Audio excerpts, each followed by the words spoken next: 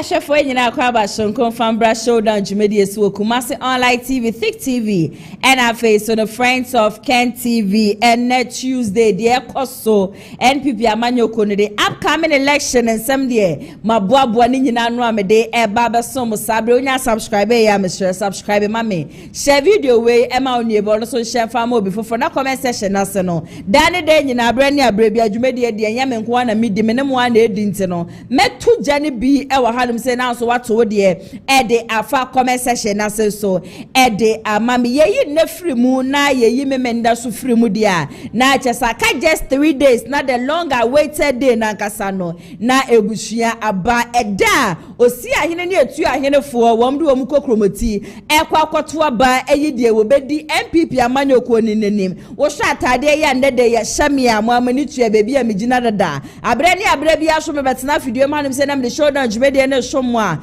me kachira mo se bebi a NPP party ne duru no se de ne party na tete apra pansa no ye hia kukuduro ni ye hia de ye ka ye de katasha de proye de busua ya de ba ko wo chiri ankasa ye hia wo bia wo ye bold obi a wo ka a ya wo si a obi a wo ka b a wo si b obi a wo bi di nkwasi asama obetumi apaki nipa ne nkuku ne kaka nyina no e de si nipa ne tiri show no wapame no sa nipa no ene ye hia na nipa ne so ne wan ono a ene KennedyAgyapong ko Agapong from 1992 ebesi enede ye bushia meti fidue ma hanu si amede showdown jumedi esomo ye pe wo bia wa sacrifice bebre party ama NPP party na ye papai ye pe wo bia wo ye politician na Ghana for ye nya ne shomfa show ye papa eye wan eye Kennedy kro ya ti memfo be bia befe bia wo bia su frɛ no enipa bebre na wo hono ma wo ma ye adwuma wo ma kosuku be 5 years 6 years 4 years 3 years ni echi adwuma ye frɛ na adwuma wo mu ni bia wo mo ye wanuanu bi so hono ma wo mo kwa de suku de mu mpode wo mu nsi honom da na so na the end of the day be di anko ane wo mu tim be bia wo mu tim we ya wo mo de yes ye NPP before nti e be kwa koto ba de ma NPP enti abra bia da party no be bia no wo mu nyamfa so bia mfemfiri so be na be di anko ye de aye wo mu nti no wo mo aka be bia wo mo ka enne no wo mo so eti ni so esu frɛ be ma ba KennedyAgyapong ko KennedyAgyapong say de papa ye tumi employ over 7,000 people said the papa ye tumi aboa wo man Ghana said the papa ye sifu atuatu amafu school fees ni ade enkremofo ni ade kra wo fa wo mu adwuma mpo no enya asam ketwa wo so wo sire ni ye papa ba say ombra na ombeju wo man Ghana mfensi ho papa ena matches wo ye campaign na no share just ne campaign ne message anka say kita ni nyina no eye ejuma okopie mu e constituency bi okopie mu region bi a ohwe ade ba kwa wo mo lake e wo honom ye papa na wachira wo mo se nyame ya adom na me beye mampani a say ni we ena meye ede aboamu in fact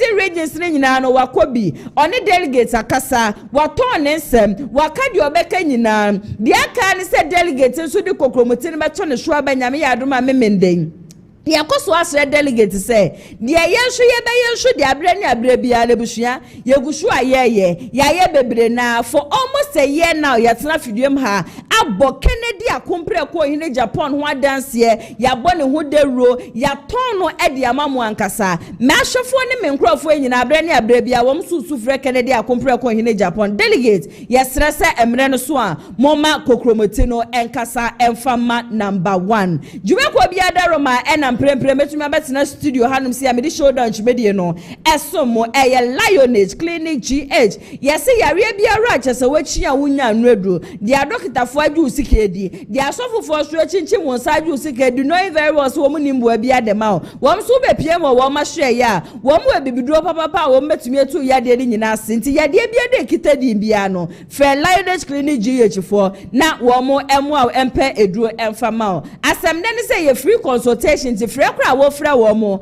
aka wo ha no wa mane ni nyina de a kyerɛ wo mo na ya de sika e frɛ ni sika wo mo en charge obi ende wo bi memu ni ade kra na wo no mo twetwe nkɔma a wo mo wadaje wa abotre e wo mre se wo memo akonya nkora koye lab koye scan ne ade na fa send wo mo wo de send wo mo a eduro no reg country biara wo bia no e ade a wo mbe send bi e de ama o wo man yi mu nso de a wo mo branches na emienu enkramantem no mo sprinters aso na kumase ha no wo mo tech maximum wo mo ye adwuma Mondays ekosi Saturdays anopa 8 a.m. edukosi enwumbre 6 p.m. Ubetimi afra wo mo 0559658403 and I say 0558143438 na one Lioness Clinic GH4 atwetwe enkomom Dennis Garage so say ka biara wo pe bia no bra be hu wo mo fra wo mo wo no mo ntwehwe nkomo no mbepe ka ni bi ede ama wo mo de wo mo ye adwuma Mondays ekosi Sundays anopa ewiane anadwo bra bia da no wo mo be twehwe nkomo bia no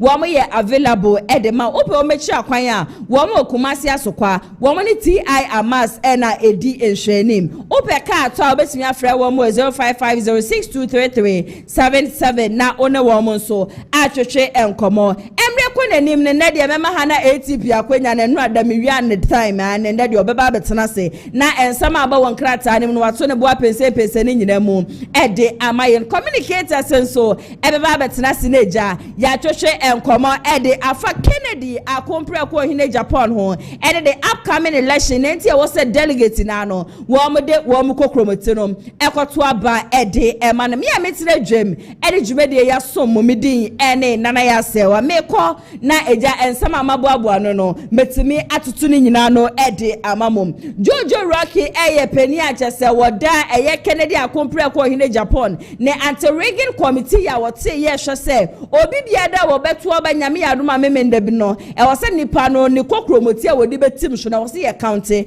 enkoye na anu adade bi afidi obi na ma wo ye campaign ansa ne ye ba be kire se meto oba ma ono hwe yankan me vote ni ade anti-rigging committee Kennedy ni team say yenom according to Jojo Rocky say for 7 solid months woma bo adwuma woma ye adwuma de wawu ni ade na ya hwe se e be nipa de free album mu ade ba ko no ye na ni je ye papa eye ne na ye hwe nim se anka ye nnuanom a wo mo wa amanone wo mo beba no mo beba beto aba na ne obetumi abeto aba ba nipa ba ku mienu miensa na nipa ba ku otumi gina na so eto aba ma nipa be 50 that is ye proxy voting ye tumi eye free mu ye na ye nim se proxy voting naija NPP amanyoko ne election committee be ka asanya de beba so no ya no fo bi wo ho ma na matrefo no aka na company limited no wo de ansho wo mani anje ho enye wo de na so Jojo Rock say anya hwe no eyade agese proxy vote na ene eni honom no eyade a wo mo bo adwuma ye papa de wetu kwan de woni hanom se de obeto aba ne ade nyina no wo matutu bibia kama wo ma ye ready say nyame ya adoma memenda de obi besie buti for buti ankasa wo mo de besie ni na sini so wo mo de besie ni ya somdwe kwan so e be hwe se delegate bia obekwa akoto ba bia no nipa ni vote ebe count in fact say de Jojo Rocky kasa no na chese ye kasa obi ya prepared wo ma ye prepared ankasa na no ada chese wo mo ko peace party ye hu say IGP ekokasa ye tete yohonu eno ode ko tudwa say anya hwe no baby biara ye de kokomoti tu aba biara that is police station bia no nipa ni hokra na sa asrafo ni hokra na nya ba ko 70 a police for baako 70 ebe wo each police station bia sa wetime wakame yewiame woya say sa de ne nko ade buhia enya de ebe kwohwe wo honom yenim say yesi ya hya ase so a wo mo print eye ballot papers ne ade according to Jojo Rocky ebusia was say they are ready and enye ready sa keko ever ready inkunim be ready no eye a wo ma ye ready a wo munim say eye 31st of January 2026 meme nda ye nim nkulimdie ebetimi aye Kennedy akompre ko KennedyAgyapong ne de mesho so beka me ho ne yakọ na yakọ akotie nsema Jojo Rocky ni tu dwa ni nyina no emra sesia. It's been 7 clear months of resilience, dedication, and clarity of purpose. We've made some progress. We've been able to stop the very unpopular proxy voting. We have helped identify and delete all deceased persons from the album. We identified and removed all non-student TESCON presidents too. And we've also been very successful to bring back into the album party delegates who were wrongly labeled as forfeitures. The case of Shama, Sekendi, Gomwa, Cherepone, and other places. All these delegates are back into the album. The Electoral Commission of Ghana has taken possession of the printed ballot papers and the album. They have promised to start distribution of these items from tomorrow. The Ghana Police Service has also given its firm assurance that not less than 70 police personnel will be deployed to each of the centers. I want to tell all of you that Team KennedyAgyapong is ready. We are ready. And by our own data, the unbiased data that we have, we know that on the 31st of this month, KennedyAgyapong will win this election, and he will win it first round. There will not be any runoff. We've been very successful to help the party clean the album to an acceptable level. If you compare, internally, we stand as the only political party that has subjected its electoral process to this rigorous exercise.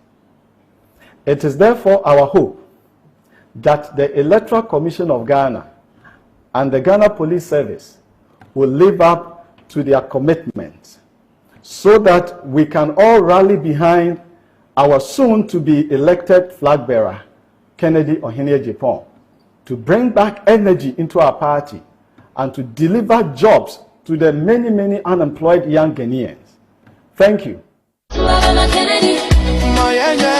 Ebusiafo eye Jojo Rocky and ayako akwakweti ene nsem ni nyina ba na chese Kennedy akompre akọ KennedyAgyapong team ni de wo mo aye ready ankasa chese wo mo wagidie se nyame ya adoma memenda inkunimdie ebetumi aye wo mo de ebusia global info analytic nkrofo ye nkrofo bia abre ni abre bia selection e ba beba so a wo mo to wo mo bo na wo mo aye post no mo de aba bonten no mo di kan aba be kire se osibesi anaso obenten sa nipa no ena ebetimi edi nkunim from last year ebe nyina na global info analytic wo ma ye post ya openi a woda no ere friend Musa Dankwa na no ada Musa Dankwa be ka kire Ghana fo nyina se NPP delegate kwa wo mo kwa yi peni obedi party nanim 2028 no se wo mo koyi Dr. Mahmoud Bawumia alaji 38 a ya dia candidate biada NDC amanyoko di ne bebe bia no sa candidate no ebetumi ebiti eye Dr. Mahmoud Bawumia sa asema waka yen me betena video manum se ka kire delegate se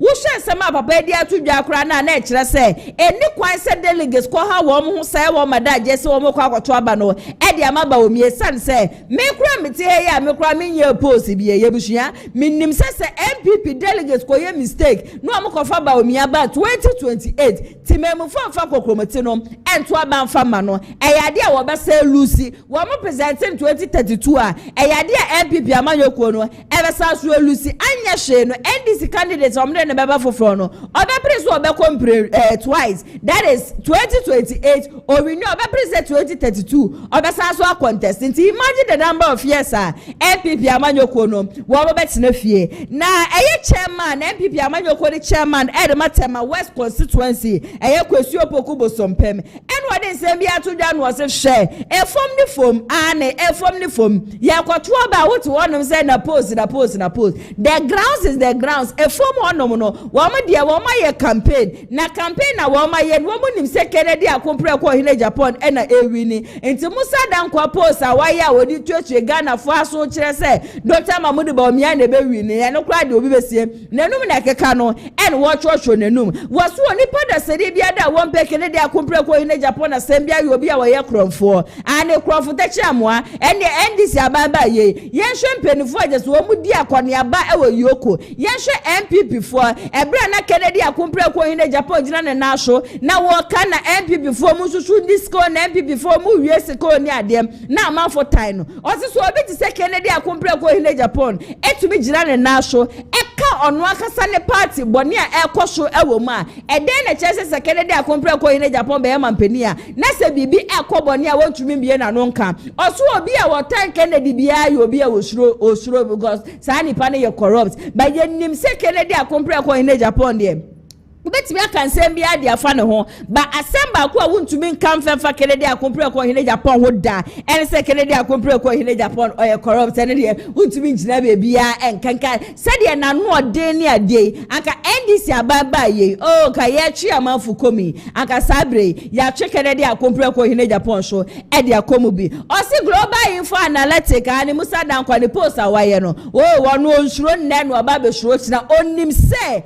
eye den ya 31st of January 2026 KennedyAgyapong ko hine Japan onwa ena ebedi enkonim yenkwe na yenkotie ensama eye NPP amanyoko no wo mo chairman Elbernard West constituency kwesi opoku bosompem wode tu dwane nyina no emra sisia that we Kennedy will win the north is not true. You are common sense we even tell us and you and Junior, what did the dream?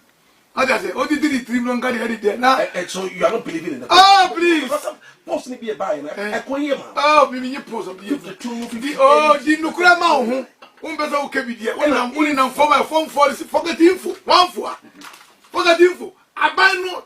I buy machine. I go there. Change. Even in 29, and also when you're 27. That's where you're going. Looking at the shift in your mouth, Kosi, or Belusuka 29. I'm talking about KTM goes good at the young producer. What are they talking? Info, any info, the problem, the job, the ground.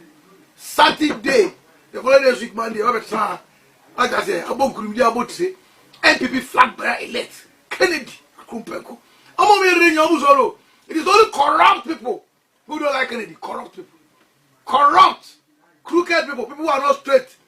People are not forthright. Kennedy, what I say? Open the crowd. Kennedy need problem. Kennedy is the only person who can speak truth to power. Ubagana. Politicians better not be here and you're going to be everything. You're ready to say? You're the Romana. I'm going to be Kennedy. And this is by none of you. Politicians are quite why did you for the air from Yoko? Kennedy are not indeed the way to say, God, so you and Yoko, near Bremy. I've done the all 2 MP, I don't go Yoko and Cyber Con9. Where we are so credibility better work the kind of people. Show me your friend. Let me show you your character. Go work candidates even when she and you Yoko. They lose me correct to you. We see Owusu Bempah. Hey, look like you. Look like. Wow, when people now, and this is for because somebody want so many evidence behind it. So we have Yoko. I'm the every Kennedy. Eh? Me the serious baby. I'm not I don't know from me. And these are the people who want to come back. The Ghana will not make a mistake. But I think that's some job. Why not careful in this? If Shadon can tell me no be the best candidate, why not careful? Quite baby will win. You know why? Shadon, they may only interact with party people. Now, what's a woman party from the party for a sign? It may be perception, but in this game, the perception works. Police station when you want to see. Said, no, the car wasn't be mount. Now, no, didn't know video, maybe a conference. It just come executives. Kennedy's own chairman executives because of this phone for the age, man. I want to read in Kennedy. Executives here 17 because the police station for 1,004. Are you ready to sacrifice for 1,004? This I beat. The Kennedy no more they do as you. As true for the year, because but we want to have a trap. We wasn't going to today. Parliamentary promise when we need that. I'm not sure what I say. You see, 1 MPs are losing in us for Bawumia. 111 losers endorse a senior loser. Where you some? Maybe America, you're going to be coming. It was a consensus. 2 years because MPP we need same. And go. Yeah. On the address of what Equaba, Nipa Passan catch Kennedy say, Obama Melo, to literally never keep Mammy back. No one want the uncle, no son of Pam, the for Kennedy. And these are the people endorsing people. Uncle so endorse. On one he rough. Hey, the young one endorse will be. And they don't feel ashamed of themselves. As a compound baby, sir, I want to know Papa the photo. Minibagubi, no Minister of State, or over 18,000 military police service on year recruitment. You got conference in the paper jobs at 8 years. Say the power is so between friends on top of man. Meaning, don't about to do on, of course, I catch man. If you be a police in Baku, so I know who got senior immigration service, those days, KennedyAgyapong, or the security service. I don't for sure anyone. And these are the people I want from Sanko Biabrabo. Made the deeper Chavas so much time. Tell me I am walk. I was here more than see what I want. I don't show. Mr. Tonso. If we want power now, there is KennedyAgyapong.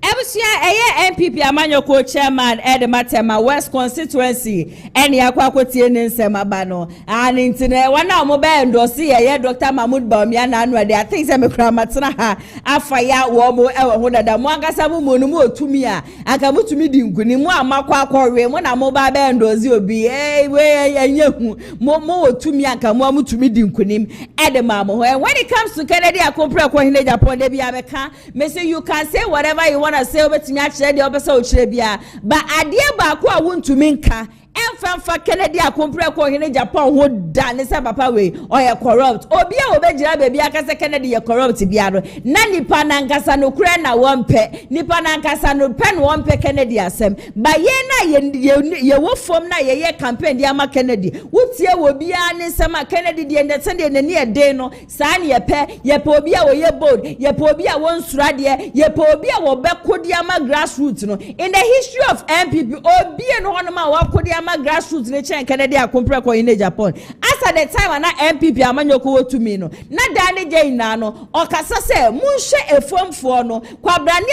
aba ye delegate for so many years emre aba so se yakwakoto aba no makotam 2000 makotam 1000 makotam TV ni ade na mo de abehya ne nsa na sabi ebiso adwen wo fom na adwen ne nya adwumanti no na wo mo so de kokomoti na kwakoto aba de amakwabrane na party ne ba power mpo wi a se ebe ya wono ankasa mpo no benya adwuma yempone na busuaye den I have had a chance to interview a lot of people la omo betena ha bia wo mo ka the sacrifices bra wo ma bre wo NPP party mu ebi etumi ego as far as 22 days in police custody na so party ne ba power pure water ba kumpo no ebusuaye ade anipa ne nya free mu na obisa say why are you still in the party or say enam doshunku bia me wode ma party no ba mbre bi etwemu me ye me ho sanka me etwemu hu de free mu ba me tin say KennedyAgyapong KennedyAgyapong se wo ba na se de papa wakudi ama yen several times na papa shu ba wo ba wo se me de me mbefa sika mfa mehya mo sasa mo koto aba mfa ma mi o debi sada je ne de mi nya na mom no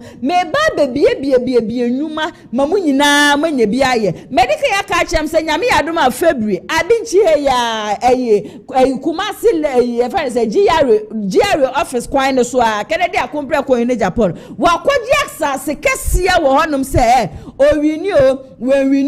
obesi factory e wo honom yempe we ne bisua ye pedan the only politician who has employed over 7,000 people was shamanfo hospital beds ni ade cardio center no osi obi hu kire na wo hwa amanfo school fees na wo de amanfo ba ewra eye police ibi mu na odi bi wra soje mu je se wo eduro no papa na busua okoni media station na won kramantem no ma na fm anim ho na wo hwenkrofo wo masala ya wo mu nyina no ebepe bibi afri KennedyAgyapong KennedyAgyapong ho busua enya asem ketoa nti se papa ba wo ba so ba bi enwuma ne ye nyina ye nya bi aye adenti na ye nsom na ye nyina ye mbom ne ye nkoto aba na mfa ma papa no na 100 Ghana cedis bia wo delegates wo ba gi anwumre mponkodu na wo mpena waje mu 8 cedis de film na ka 20 cedis pe o de kwahe ba papa we be bia anwuma fa so tem se busumi bia wo benya akatua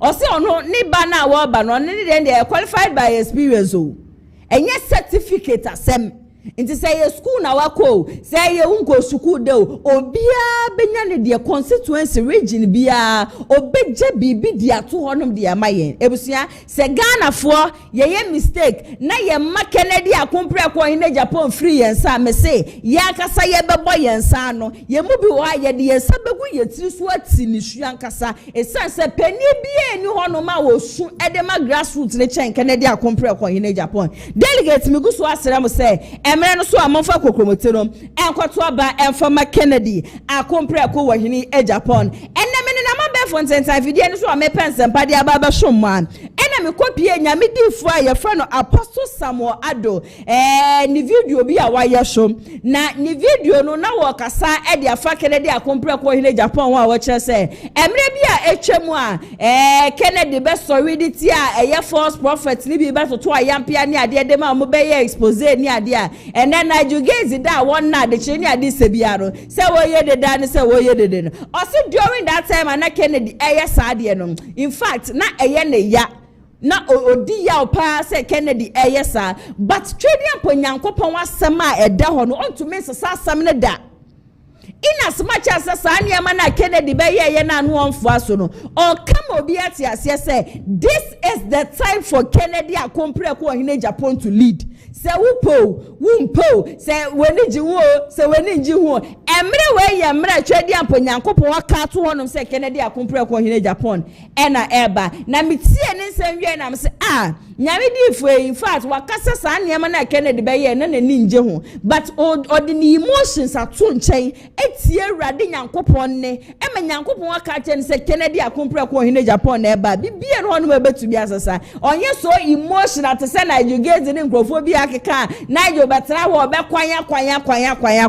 de nyankopon waka hye ne no waba abonten aba be kama ye nyina no ya so etumi atibi ne yankwa na yekotie ne nsam no so emra sisia KennedyAgyapong. Those who betrayed you shall watch you form a government. Those you gave your life to, their political ambitions, and they use that same political influence to betray you, shall bow their heads when they have to ultimately address you as His Excellency. You are born for this. People have problem because he attacked the church. I was angry at that time. Yes, I was angry. But you see, as a prophet, you put your emotions aside and you flow with the plan and the will of God, the counsel of God. As a prophet, you don't have a counsel, you move with the counsel. Hear me. Those who gave your life to their political ambitions and they use that same political influence to betray you shall bow their heads when they have to ultimately address you, His Excellency. You are born for this. For your brief deviation cannot annul that which you are destined to be. Did I not call Paul as an apostle from his mother's womb? And yet, was he not against me? Did that stop him from becoming what I had separated him from his mother's womb to be? Just like Paul, you deviated and later embraced the truth. Just like Paul, who deviated and later embraced the truth to become my chosen apostle, so shall you, Kennedy. Though you deviated and bruised the hearts of many, including my servants and my church, yet my mercy has called you forth from your path of derail onto the path of my assignment. I have called you for the nation. You destroyed in times past. Now watch as I use you to build that which you destroyed. I am the Lord. Apostle Samuel no and to wutie ne nsema enkrofo Kennedy akompreko hine Japan aboa wo mo pen enne wo mayi Kennedy ba kwa hye ne nsa no eyade asa enkrofo ni nyina wo mo behu se ye frɛ Kennedy akompreko hine Japan, the president of this country. This is a man of God speaking. And yet what he say ade na Kennedy ya na anu adabi na ni nji hu, but this time ni de nyankopon waka na no odi so de twedi ampo nyankopon waka no eno na wo odi so mesi nyame ya adoma Saturday hu. There are lots of people who are going to bow their heads down in shame because I personally know Kennedy akompreko hine Japan is going to win. Minim say delegates insuo to area bow wo mo beto oba ne de ama Kennedy akompreko hine Japan san say baby asisi a NPP party na duru no eye win e de ma wo mo. I just said there we don't want to win the 2028 election because if NPP truly wants to come to power, if NPP really wants to win the 2028 general election, yeah, it is with Kennedy Akompreko Hine Japan. He is the only candidate NDC Amanyoko Nisuro. Se mo koye mistake na mo kofa Bawumia ba. NDC for ama mo ha wo mo ye campaign 2028. O me wi no mpa mo fa abrante we say friend Mahama be Apia Stadium. Wo mo fa ni begina because Mahama ba Apia Stadium mpo no. Obetumi ama Dr. Mahmoud Bawumia Showdown. Then Dr. Mahmoud Bawumia be ba beka. Message ben no de be ba bonten. And send men no de be ba betu dwa. Ebuhia wo ni bi. Ne campaign na wo ye so ma amanitu anense ma wo keka. Sisi akwa de o say Christopher mo be call Israel no makwa akobọ mpaye. Ne message at sisi a wode nam no. He's not having any solid message bi a ebuhia ebetumi asesa niema. Inti delegates ye didi ajamu ache. NPP ba power wo mo efum sika disika.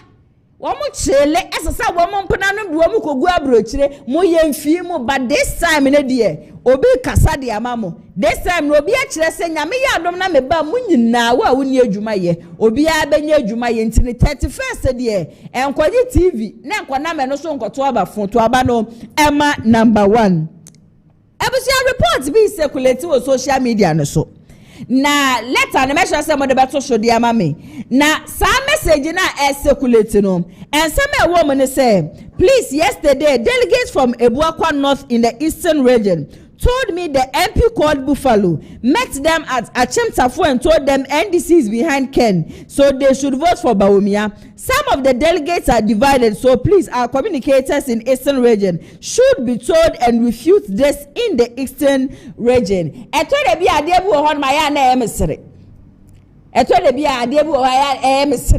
If a whole MP ebetimi akoshia delegates na wakache delegates say NDC amayoku no e na eta eye KennedyAgyapong ko KennedyAgyapong echi na de Kennedy o NDC ni so de Kennedy asode e wo NDC amayoku no so eye ne John Dramani Mahama kra ne yamampeni KennedyAgyapong ko KennedyAgyapong mra bi etwom amebo na adwen afama no. So what is making you think say NDC amanyoku betam sika say wo mo de ye campaign e de aboa KennedyAgyapong ko KennedyAgyapong delegates aya na me yan say the one adwen ne ye adwuma adwen ne crack ne ade they are not going to fall for this but ye wo bi wo hono ma wo no asem obi beka ne no obedi echi without doing any proper investigation ne ade sana na anu ada wo mo de ba say Kennedy aje chesike bi e dia ma police station executive say ye fa ma wo mo na usika no ye fa ma wo mo nkoto abaje sensem ohuru ayesre delegate yesre mu ye papa NDC is not behind KennedyAgyapong ko KennedyAgyapong Kennedy onu ankasa na ni bottom sika en wo de ye campaign onu wanya ni hu awie Nemba 22 omunyina nya wo mu hu awie but eyemini umienu entina KennedyAgyapong ko KennedyAgyapong obre inti enseme keka na reports ne nam na propaganda mafu ye nyina no ye besere obi aso obeto sansem ni nyina no egu na ye stay focus mamu ma obi amama adwen ya montanta mu stay focus na mo to aba den fama KennedyAgyapong ko KennedyAgyapong emfa emamem Let's some no should anaja se Kennedy or ya na adwen san collect test con for more various schools no ebe hia no ma twetwe nkomo but unfortunately emre no akaga krebi ntino wentumi ayento ye Zoom meeting na no mo na Kennedy e de ba beto o nyina anim se eyade wo no akompre ko KennedyAgyapong eba ne test con na wa boa wo mu ye papa ebe hia mi ameti he meni tue bi ankasa ye kuma se akwa fe ni kepoli ani kuma se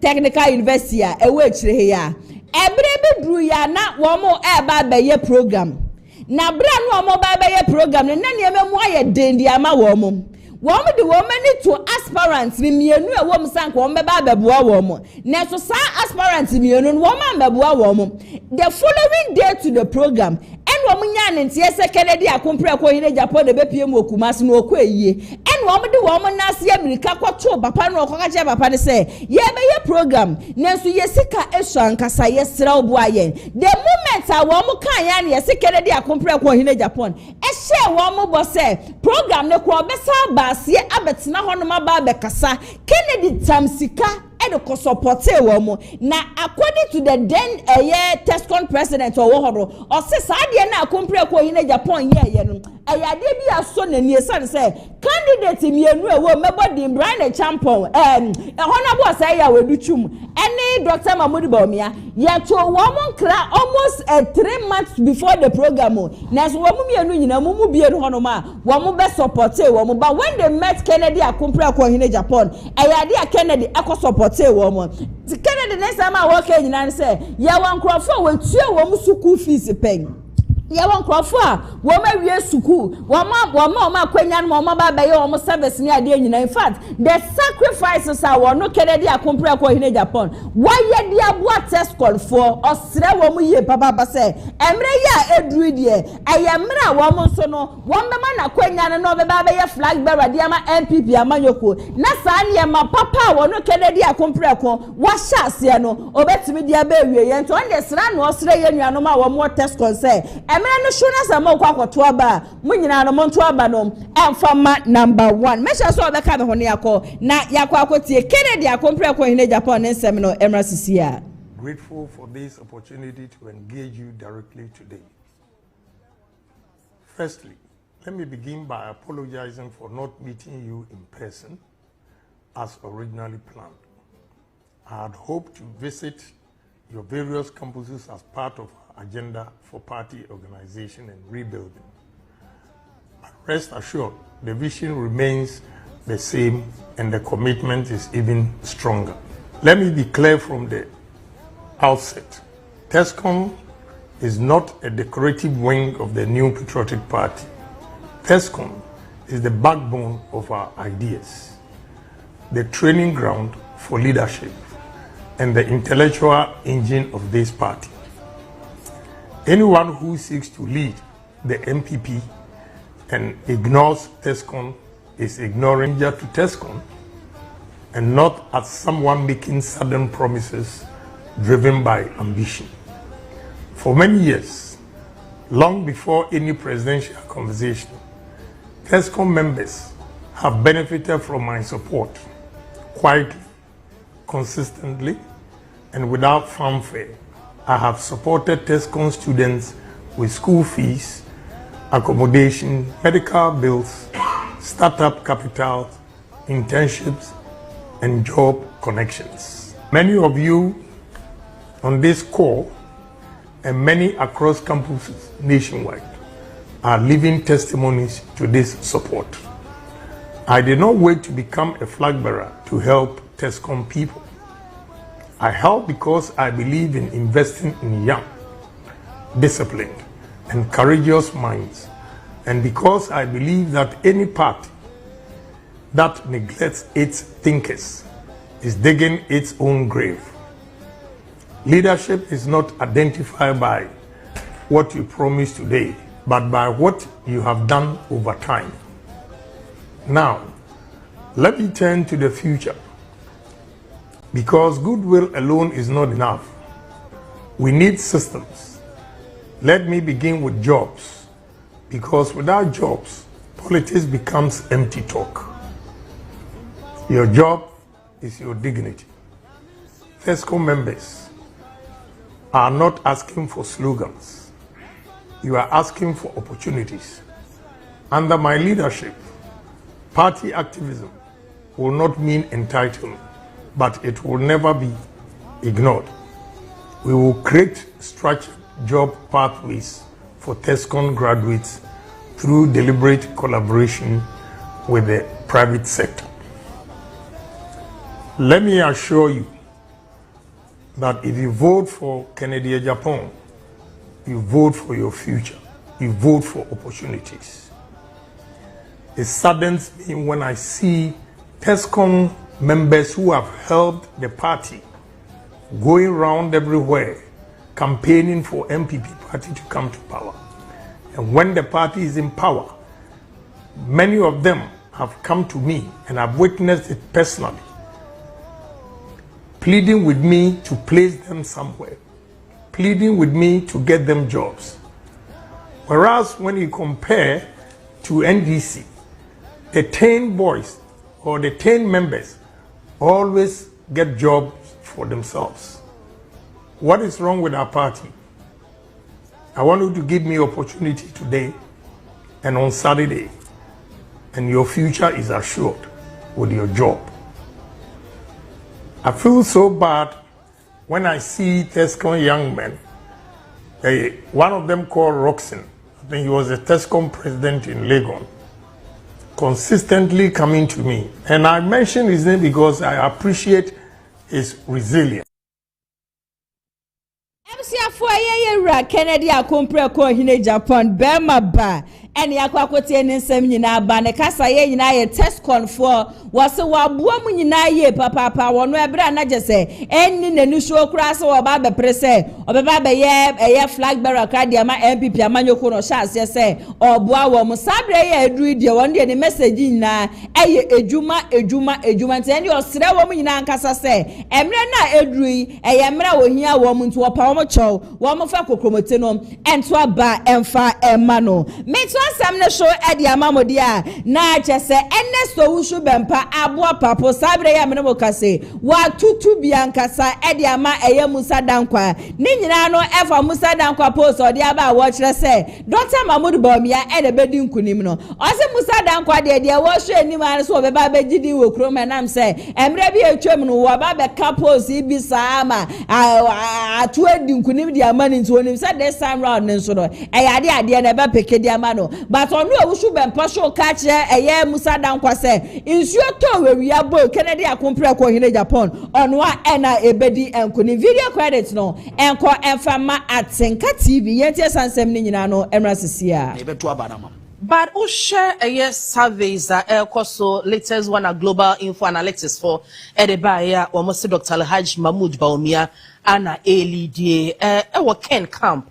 Motse surveys say na motse so no lidia ana ete saying e wo camp musom saying the party should keep giving us the underdog. It's very important that we don't rely on polls to just Musa Dankwa no ankasa obeye global info me penasem he's a poster one way or the other. No, he won credibility in a few couple of months before 2016 election, and going forward, he's trying to waver in his credibility a little bit, and he has to be very careful with the way he brings out his analysis. Some of us are student researchers.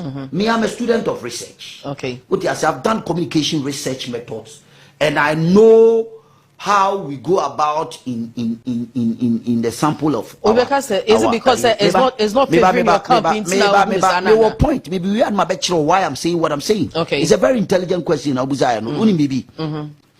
It was the same Musa Dankwa who early last year, Paula Dumochin shows you interview no. What do you say? Or see, who shared the data and the analysis awaya. Any research away based on that, me person can producers. Now I was looking for the video for your producers to show it here. Or say to be in the interest of Dr. Bawumia, not to contest the NPP elections. Okay. The same Musa Dankwa, though it was the empirical research method that gave him that audacity to pronounce that statement there. Musa Dankwa said that it will be in the interest of Dr. Bawumia not to contest the election 2020, the flag bearership of the NPP. Based on the data, Mimi Krayibio, and then your money research, I'll call any interviews, I'll call you. HSA, and then what they did, if you're not that time, not that was it. But research method, or see there are undecided voters, almost about 30%. Undecided within the NPP primaries, and the vote of KennedyAgyapong keep appreciating as we go along. And not say undecided people. No? So we are researcher. Let me tell you one thing about Musa Dankwa. You should know research. What method? You should tell us the methodology. Methodology you use. Number two, what kind of research he came at? Whether it's quantitative or qualitative. Qualitative grammar. What is empirical or they buy? Is it random? So you sample or a radio station. Mami PA. What you say na me frère asumezia o to bingo asema na akase me mpe papa na asem na mabusa secret ma kwa ma kubusa. Even your questioning, the way you put your questionnaire, Was it prejudiced, or was it clearly done in a way that would not allay any doubt whatsoever? Okay. The sample size is key. We have almost about 250,000 delegates. And I'm going to Aba. What is including part executives near the other. Then you go and do a sample size of maybe 28,000, and you come out and tell us that that is indicative enough to prove that somebody is winning an election. You'll be making a terrible mistake. Okay. And one thing about NPP, KennedyAgyapong, strength is on the grassroots, the polling station executives. These are the people that you know. You understand? Some people also go out there and just pick up some people. What is the data of a year? I say you scrutinize it on only data. Okay. You only data collection. Say data no quality and or they questionnaire or they or they analyzing research method or coming to that conclusion. You should get us the data. Who are the NPP delegates? Which constituents? Constituents will be called Kokrana. Delegates in the you almost film dada. New album ne or crown. He doesn't even have the album to prove that these are delegates who are truly NPP delegates. Almost to Obama NPP. So these no, I'm just trying to push the. So these are your reasons why. But we are students of journalism. We call journalism more research method, quantitative and qualitative research. You know what I'm talking about. Exactly. And the research comes into conclusion. Some people even analyze and pinch holes in research method because it can mislead.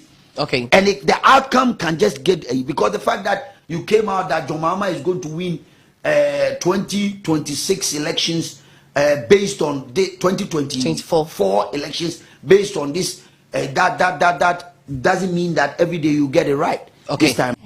Owusu Bempah do na friend abua papon ene yakwa akotie ni nsem abantin Musa dan kwa ne research awaya wo declare eya Dr. Mahmoud Bawumia so onu na be wini no onu Ernest Owusu Bempah ze sanini nyina na propaganda na wo efom ni fom nkrofo omokwa akoto abana nkasa wo ho na abana bebi so obi so obeto abana se nipa no ekasa bia meto ama Bawumia wo nam so no kwagina honom se wo so obeto ama Bawumia ntima kan na kan na Bawumia na be wini ene se research de yenye ba woman de agidi a wo mu nyina ne se Kennedy akompreko wo KennedyAgyapong onwa ena ebedi enkonim nyame ya adoma 31st of January 2026 hana ATP atena siansama aba wankrata ne mu no wa ba be pense ni nyina mu edi amam se be de ka chem se sa bremi communicators so wa mo aye ready ankasa ye ba be twetwe nkwabade afa Kennedy akompreko KennedyAgyapong ho yuwa ko bi so adaroma ena bre ne abrabia no metimi eni Showdown jumedi no be so mu ntima mentwa me ho sima enkwaje aboa fonkrato Sisia. Abusia yare ben na ehawo and the Jibrey no me come for Lion Age Clinic Ghana and Famau ahankwa na abepiemu a ye de bibidro esaw yare abusia se oba bepiemu wa hase ya yesa enam yare bi te se syphilis gonorrhea candidiasis jalipo do na nim se a friend of white no. Hello everyone, my name is Dr. Maxwell Aziz Mensah. I'm the founder and senior doctor of Lion Age Clinic Ghana. Our mission is to provide you with exceptional herbal medicine treatment and holistic healthcare to all our patients to becoming a healthier you. Thank you for trusting Lion Age Clinic Ghana. Lion Age Clinic Ghana, your #1 healthcare expert.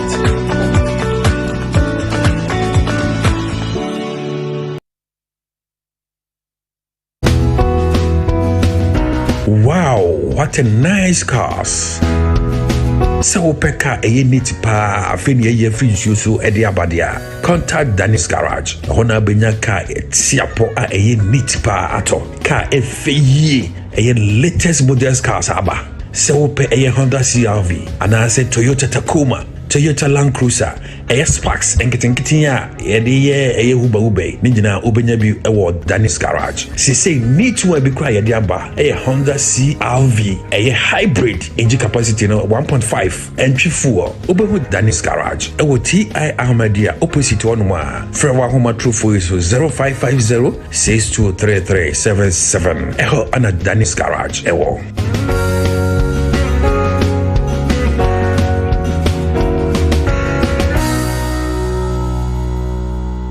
services bi a wo hia bia no wo frɛ Dennis Garage na say Lineage Clinic GH a wo mo ebeboa wo ankasa mamema ATP akwaba ATP nana ya sewa bia bokɔ de yesu adom na nso oba de adaro mame nso me hu ye papa ne nsɛmɛ na aba okay mame fa daily graphic enfa ma yetiefo ni ahwefo nyina kwa aba enfa mra ne day showdown dwumedie so na no be pm wo krata ni ma na ese krata fa etoso dumiensa no ne ese afi etwa mu yi de ne ese ka konhie ekɔ so ankasa wo my Ghana mu ase de bi di twam ankasa o my Ghana ye Kwame Nkrumah je fa wodie ma o my Ghana no we ni the first time ese Ghana ya record a man for so manya car accident ankasa wo my Ghana mu ase ne krata ebo ho amane nti wunya daily graphic no atobo ase no akenkan nyina become so de amaye ena me na wo kasa wo kopie mo trotro stations ahodo bebre na wo my Ghana mu ase ya wo mu post abaye papa ebi se wo freje so ba be pie bo ye ketia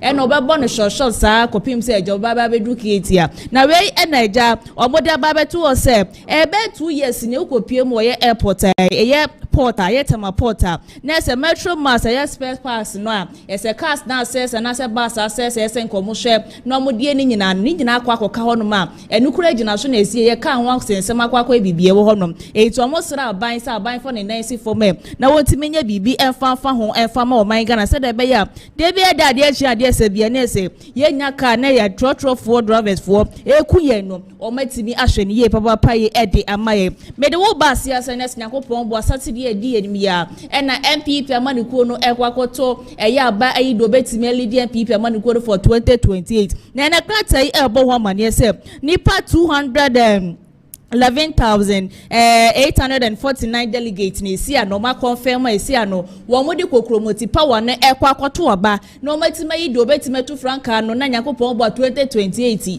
wo mo ne adi samanikuo ndi akwa kofe so enye fedi agro enya krata yi ebo ho amane e wo ha no mo sere ka kire Ghana fo nyina se wo mbehwe ama bibi etima kwosho wa no one maintain wase bie ni wono ma ebe sole e wo ho no me krata daily graphic enso ebo ho amane enso e wo ha bide wo daily guide na be pm enso wo daily guide da klatafo etoso miensa no na se ye maami Jane phone eda sanso na Harry na Idrusu ni phone eda ha na ya afenyo marking na ka se ena wo kire mu ka kire Ghana fo nyina se nyankopo obo na se ND samanu kuo no wo mu bie tum se pense eja obi an be fa forms na so obi obese eja wo lead ND samanu kuo for 2020 ye maami je wa ye ready wa ye crowd ye papa se wo be kwa na eja wa kwa peke form ni se de be nyankopo obo 2028 no wo beti melody NPP amanuko ND samanuko nanim na we nya afenyo market ka se wonya yi apep na se ye Harry na Idrusu na eba be ne vice president okroma se ndenye fedi agroti no nyankopon bo 2028 na bato na ye kwa akoto se ND sam NPP amanuko no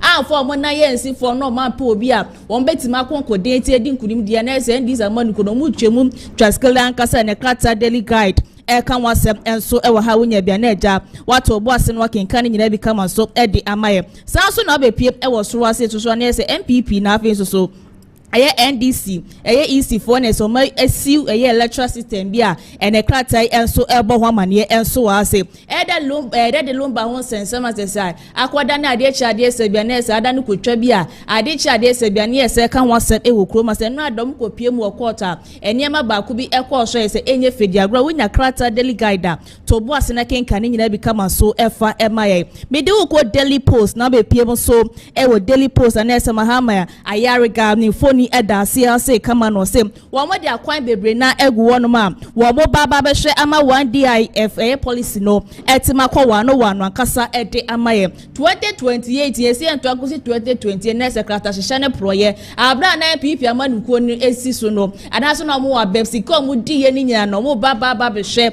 o mo baba be ye bibia ma esi ano wo a wo di sika bia o my Ghana mento akosi 2028 ye ma pani je de be sole ne to so na eseja mo nyina ya chi mo nyina de free kroma se ne klatai enso ebo ho amane enso ewa hase chief of staff nso ni phone eda ye Judas Debra ND samanuko no se echebi onu na eba belidi NDC na ne klatai ebo ho amane a wo kire mu kase wo kopie mu ewo ye AGI4 dwumedia na omo di na omo so ye na wo kire mu ka kire Ghana for na omo se wo mo hwe se omo be partner private sectors se de be ya Ghana economy no ebetimi akona ni papa ye ne krata daily post enso ede ebaye me de wo kwada dispatch na be pm krata enso eni ma krata fa etoso dum ye nese ma pani JDM ni phone eda ha se kama na na kratai ebo ho amane da so man Ghana eda na koma so ye papa na anu ada zo bedu ma pani wo kroma se man Ghana for ye shopro ya no te se Ghana map to be left and right ede man na mabo phone zo bebu no kroma se ni second come we die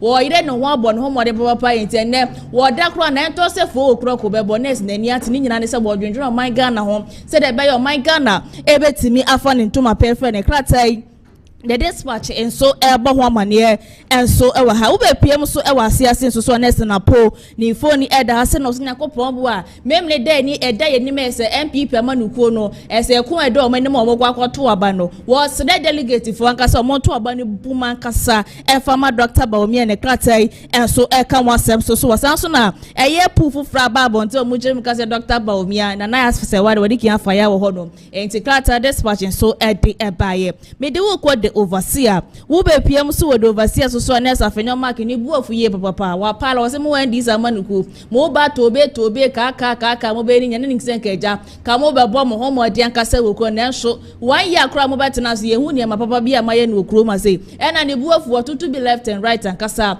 e de amane e ND amanuku na ne krata the overseer e so e bo ho mane e so e wa se so e na kinoforia town sensema ye twense kini be ba be du kro ma se ade chi ade se bia ye twene srani abasa seja enka wo pie mokro na nka ba bia mna no enfa ne kosi no ye timi de na kwa kodu wo no pepepe na we na ye Felix Kwachi fosu e kire mu ka kire Ghana fo nyina se ono no ba na wo ba nyese bia ye ba be krokro no ba bia mla ne da no e honom ne de ne be 20 session ni trim se nyakopon ba no be du kro ma se ne e be krokro na da bi wonyi free ni trim kura ene krata do overseer so e bo ho amane enso e wa ha me de wo kwa the Ghanaian Times na be pm so the Ghanaian Times akrata fo to so eyedu mienu na next time motorway no se ane so matimi ayemu 35% a wo mugu so a mo ye wo mu ba be hwe se de bia da traffic na se kwan so ye busy no wo mo be pe kwan ye betima boa ento akoso mo be wie na se kwan mu ada honom kama so e de amatime mofu de bia da no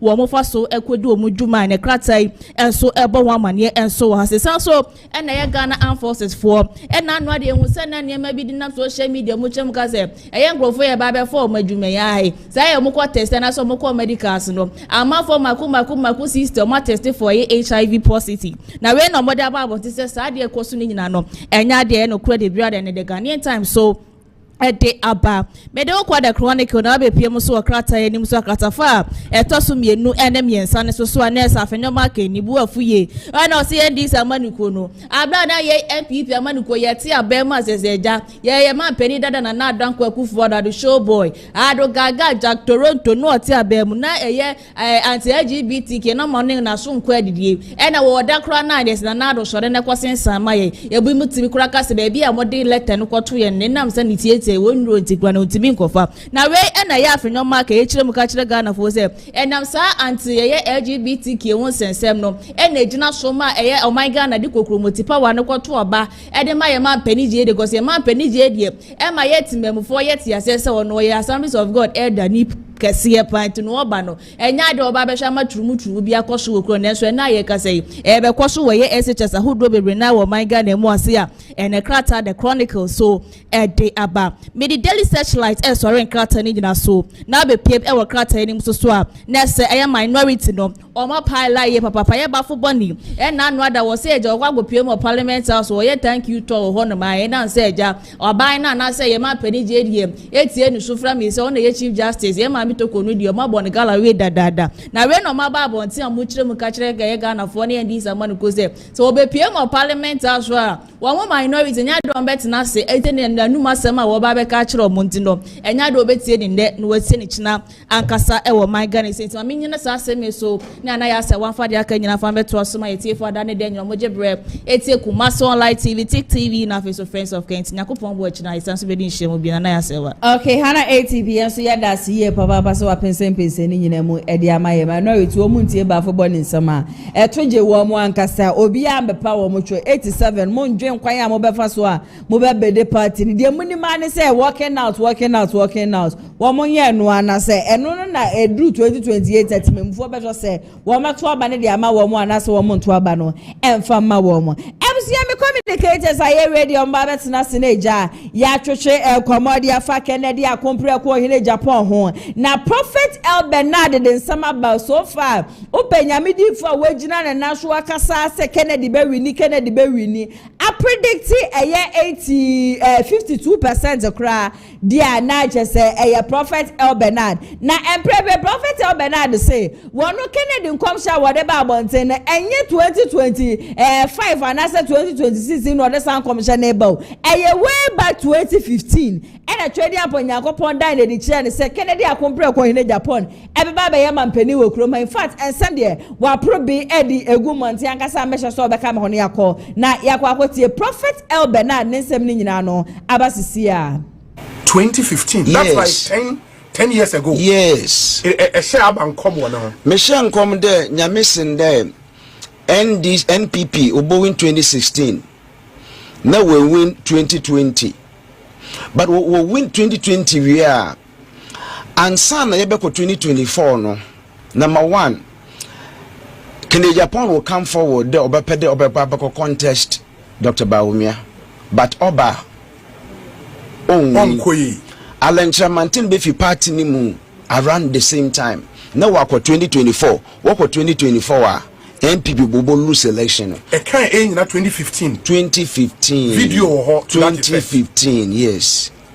2015. 2015. 10 years ago. And I repeated the same thing on the 18th of September 2021. 18th September, Nyamika Chem da Monshaze. Na bra Monshaze no, mamu yanyi de elephant was chasing.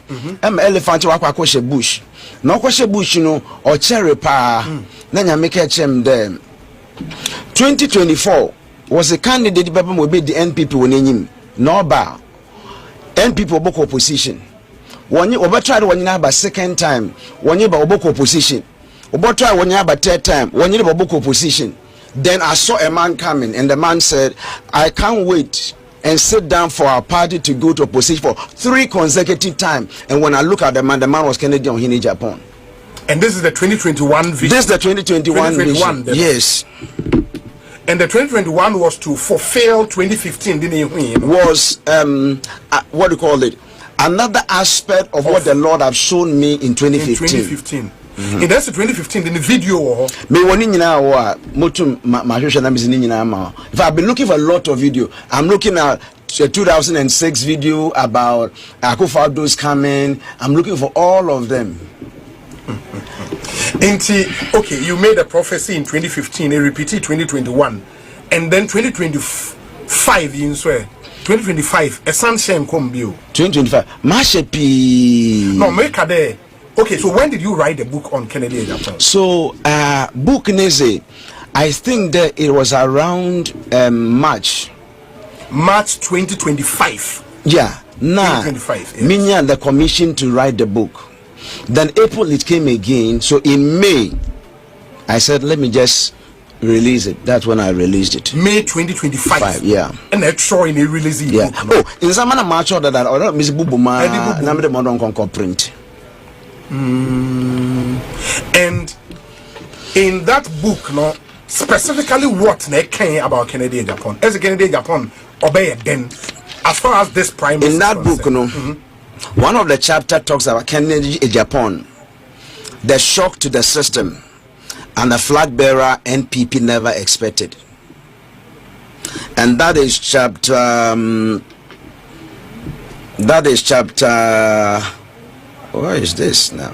That is chapter 6 of that book. Okay. KennedyAgyapong, the shock to the system, and the flag bearer, the NPP never expected. Oh, that's the whole message there. Obia Jenbe and the A no Baba boom and Ken will come. Ken Waba. Hey. Waba. Ken Waba. And you are putting 27 years of prophetic ministry on the line.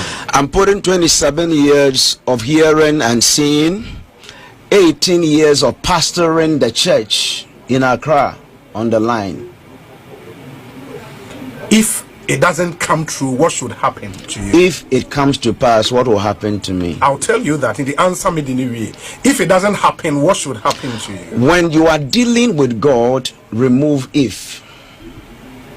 Yeah, but you cannot remove it. When you are dealing with God, remove if. In the Shadrach, Meshach, Abednego can say, or in a young cotton sorry, you nimsi young coupon, but you say, why yimpa? If even it doesn't come true for us, that was a level. That was a level of relationship between Shadrach, Meshach, and Abednego with God. Yeah, but you have also a bigger relationship with God. And so that's what I'm telling you, that in my dealing with God, if it's not considered, meaning there, that's something to what. Or you one my mention there obi mpoche enwuma mehu pa so bi bekacho there onyam na metin obejeza the onyawo na tie no me njindi nti azna mehu pa nja na meka kire hon nti I don't see why or them be consider if prophet probably not the hour no or ye or you're definite there, nothing will change. My nature there, KennedyAgyapong we win ma or prepare we Coco face 2028 election.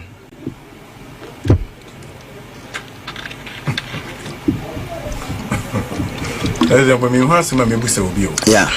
But the thing is, into the conversation out there now is the relationship between data, science, and spirituality, in this case prophecy.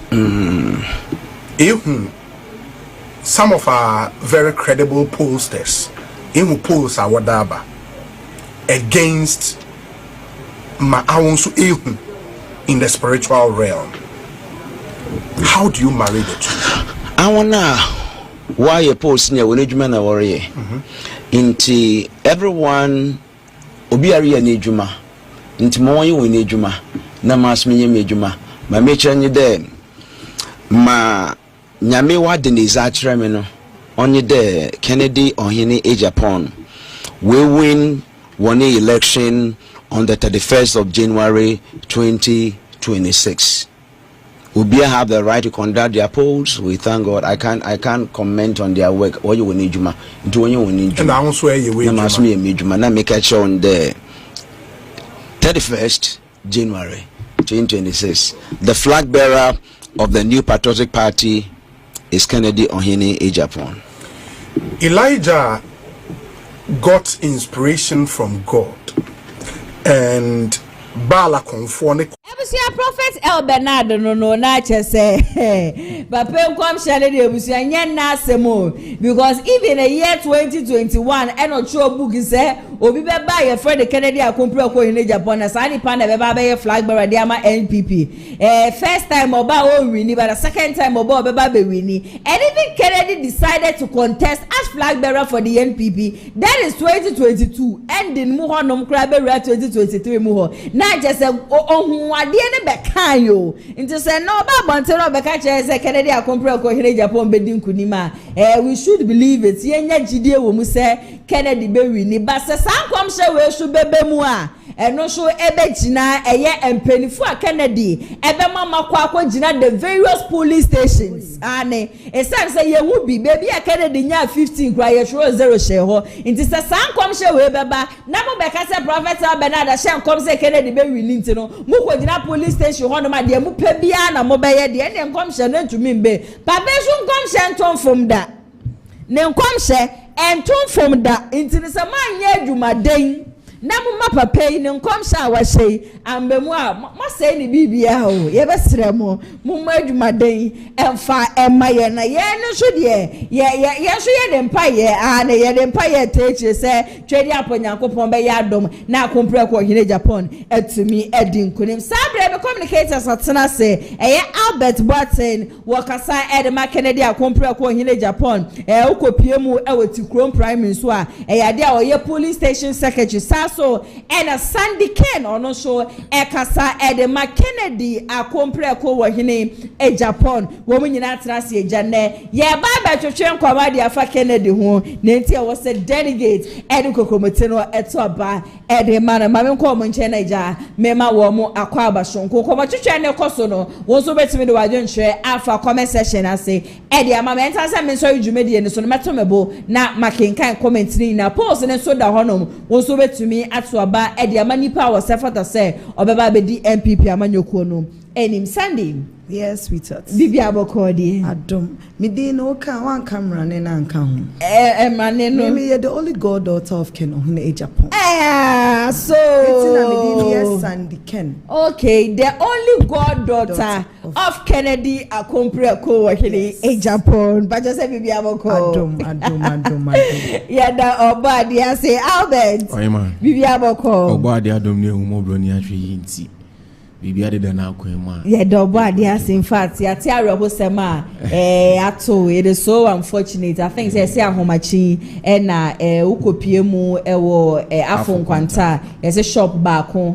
We say electrical photo say de ama mo ho shops e wo ho ni nyina ahye kwa de na to say untumi embe kayensa but watch there odo sonko pa award ma Kennedy because Ebia me amiti he na rawo say me say to me aside trust me say I am not going to leave that behind to come and then tell delegates or come and then make noise about KennedyAgyapong KennedyAgyapong but for him to leave or how ato no ne shop ejuma wo ye o asejure be pilimpo when to me and Fabi and so still now say we need a leader like KennedyAgyapong KennedyAgyapong te wo say me ra ho de na so me ba betina ha aba be di Kennedy ho dance here minim say we di Kennedy echi nko ade twedi ampanyakopon be hyewa ni nkunim die ni ehwa ye ne de akora wi amen at least man oba so obi ejuma ne kora na se me menya bi anye na the other youth ni nya bia be say papa no na fam do bi tin amagana na oba be ye no okay enti de mo na di kondo mu din ko de aka echi ne do so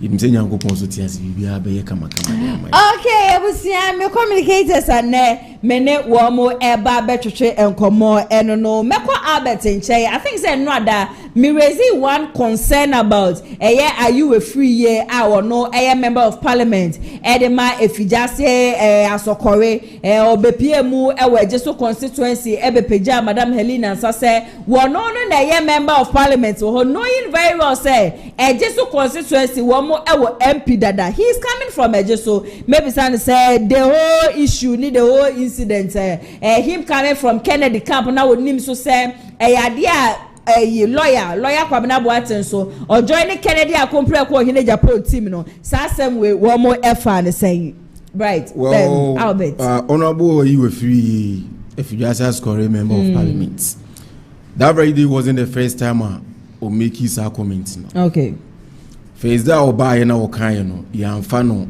asem gidigidi because nyina ye hu ne say ekuba ba ko yeshedua ba ko ase na contest na aba na obi e prebi enti last week Dr. Baye no unse doctor before so beba no or ma communicators no more constituency be kasa enti oba I think so na boy you were free ona the whole Ashanti Eastern region and the rest on the campaign manager okay enti oba no na ye ma mic se kasa na se ya ma microphone se kasa then wo se wo ye dia dance papa fa wo candidate hu enema oba obetimi aye dia ma party no na wo dia wo ba ya wo free we fiduase asokore e ba be page obi nsa se ono na ye MP incoming MP me wan so eje so constituency nje ofan constituency do ba be ka je se we ni e ba be to abadi ama no enema bi won ma mo seti pace bi dia to won ma se mo ma dwe mo se nipa amuzu se woni mo ma afa ne de e den ya na ini mo afa ye nya politics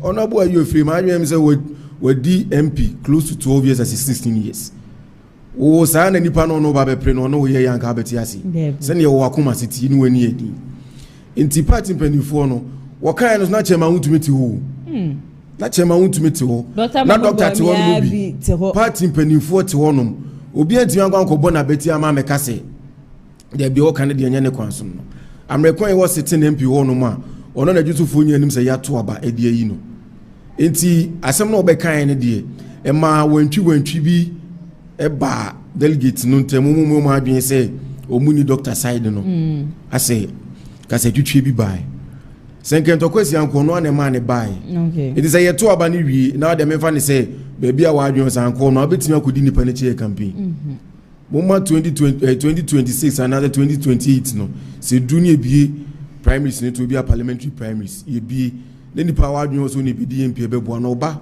na delegates na asem obeke to delegates so ne se to aba de mana no wakwa waba be stand ne ato aba de yi no na obi a ya to aba man say won di eni 4 years ne de eni kwa say wo ba be dwetwa ne nantini lawyer no onye obi ahwe o onye obi ahwe o juso MP a wo position ba oba adwuma a wo bo no o chi obi a ne party ne wo power okay ti lawyer de be nkwa no de ayi nipa se onpe na asema onpe na asem onpe lawyer asema onpe na asem na me wo ma ye peje o monsa mo enhu sa ba de botachi ne be bo ban da bi sure ebi ebrebi be ba onso ba be DMP na wo pe no na obi onso no ba be pre no onso be the same thing ne ya hwese be ye wo da okay eni kwan say yes NPP party no enye sa na echechere no mamma contest we ya nipa kwa ngazangaza wunim se nipa we na Ghana for say ope but mo ya say ye betan ma ye ba be boduma ama akompre ko Japan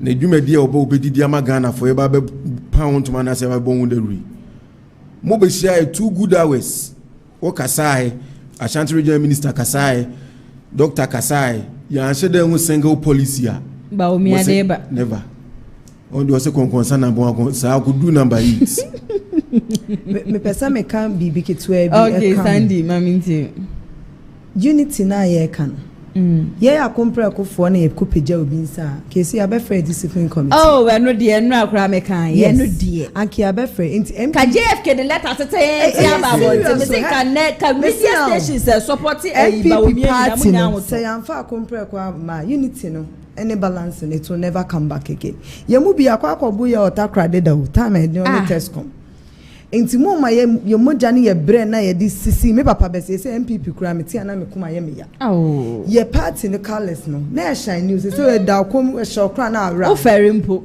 eti sa na omo de ye say one thing about ye kra sa wo media no so ne say omo say anim so sa join the party no na ma bloggers ne say eti madam mo party no pa mo ye sure say wo be some co-opposition 12 years mo build the unity na wo MP wo constituency no akoso obi nsa na wo Asante Regional chairman eti ho na wan kasa untumi ma ye disappointed in you okay we be catch say emfa original emfa national national chairman emfa because me da bia me kasa me who send per to agina one person say that bibi wa ase na enya ha na ye be kan ye be di akompre nko asem ti emfa sa on topics nema ye pese delegates who akompre ko di otimi ye because say akompre ko ama unity ne embada ye me waka no me minima Helena personally inti em me wanwa se onu so accept ma ye peja nsa because the one minim sa ma minim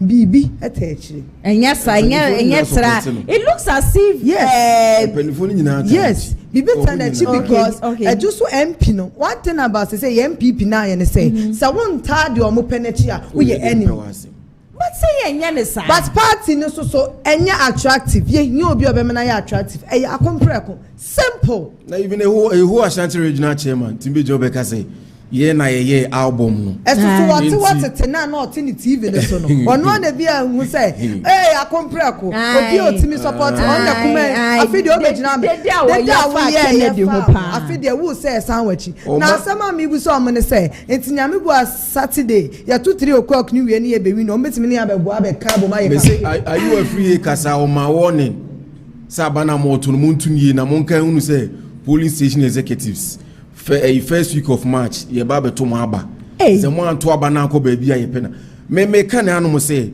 doctor it's very serious doctor no crowfo ni na adwen mo say o mo adwen mo say o mu no mo side no so mo wi ni election ma no sisum na mamu kra eno de emfa o mo wa compreko side no we pio magu nchen ania onim e be opposite eni ba ne ko contest the first time wo ye say that brand of us a good years almost started say breaking the 8 with Dr. Bawumia no ye ba power 2017 and almost started enipo ye campaign less than a year enya close to 38 you running the upper 38%. Say ni pe wadwe also be in Crawford dey sin chain. Say ni pana grassroots ne pe na asem no. More campaign message. You don't have any campaign message. You don't have any campaign message. You don't have. And the funny thing is, and Kofosu did Dr. Mahmoud Bawumia HC and Prempre. NDC by you go for Fran. Now what to me cry and I'm also with Timikasa.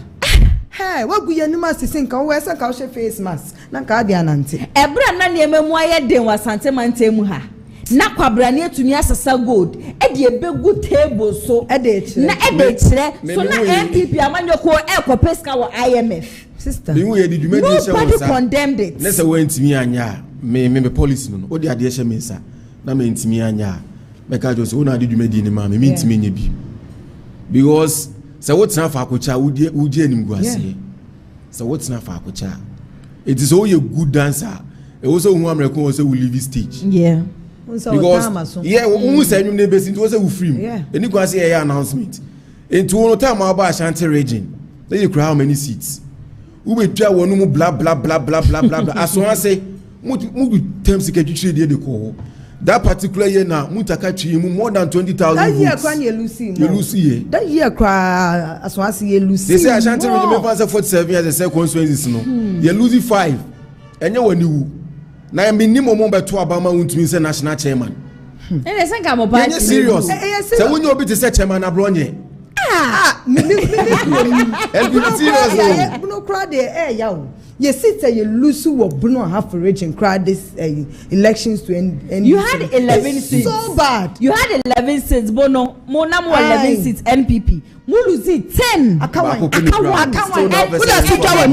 like Abonya DC to be Jina Simpieso. A dick KennedyAgyapong KennedyAgyapong. Time I over the net 2 TV. Me cry me say me so cry me so. Bema who be atade be a sudden ne call. Na o bona baso. Wo show mo mu di Bawumia echi na mu nyina Kenneboa. Look at obi to say this guy no ye adwuma HFM. Me refini di. Eya beto ye no. Ye to abawie ya wo dwane ko she baby 2 months say ya na omoye ni ya.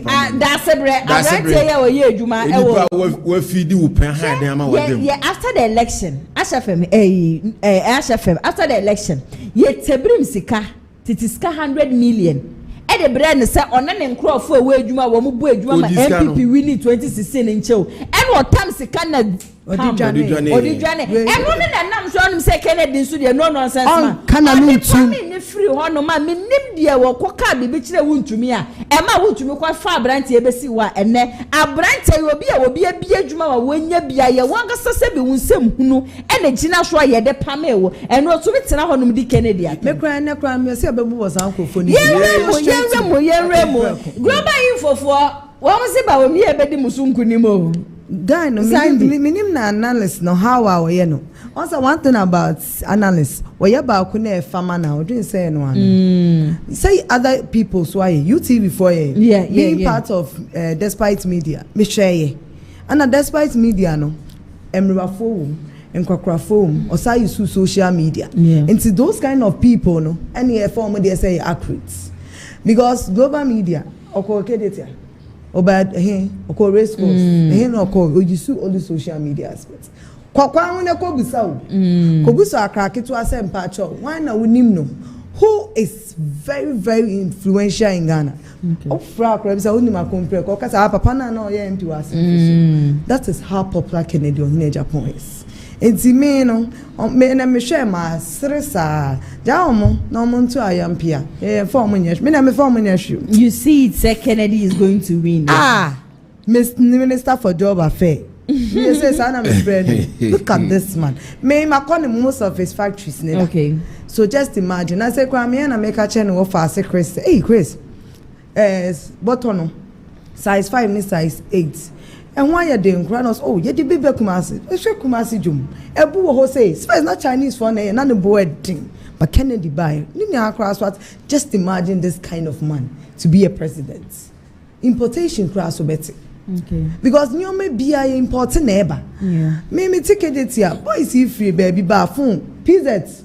connection kwan no me just imagine say ye be factories they also be wa binchi he na fankofo no muti no mo ye adwuma krono kra so beti enti die na mo pe o kasa business for you a business me da bia me say mo se Kennedy e ka motherfucker but I don't care he's giving business most of am say Donald Trump hard but on him how to make America it's no mo say to man and he's the only person obetimi abo Ghana me dia me work no into me I love him for his job for his compassion odonipa this one go can check Kennedy say BBS and about health Kennedy friend ya grow okay obedwini pa on dey akaka say a hospital we say and I obi bia you obi onam kwan kran na say wo ne drive no hu so obi kra te form obegina agina ho ama ne driver akoto wheelchair brain panansa no wato aso dey na mo pe mo candidate no wato wheelchair da o mo kan o say wato